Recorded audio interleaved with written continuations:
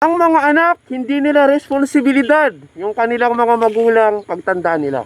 Pero, responsibilidad ng magulang na pag-aralin at palakihin ng maayos ang kanilang mga anak.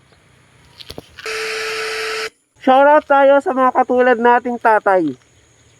Alagaan nyo yung sarili nyo.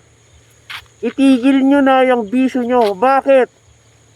Pagtanda natin, magiging alagain tayo. Tigilan nyo na yung paninigarilyo, pag-inom at bisyo na nakakasama sa ating katawan.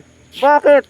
Nakakahiya sa ating mga anak. Pagtanda natin, alagain tayo, imbes na mag-focus sila sa kanilang kaharaping hamon ng buhay.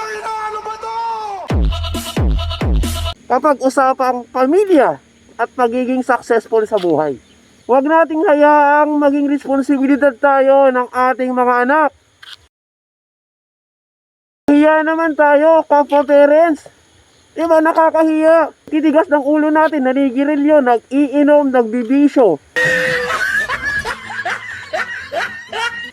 Saway ng saway yung ating mga anak. Bakit? Mahal tayo niyan. Bakit? Kasi ayaw nilang magkasakit tayo at kawawa pagtanda natin. Pero ito tayo, di ba? Titigas ng ulo.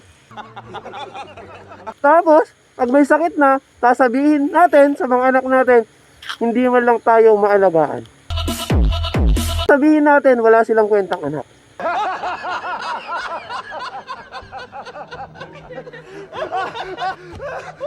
Sasabihin natin, inapabayaan tayo. Una pa lang, tayo nagpabaya sa sarili natin.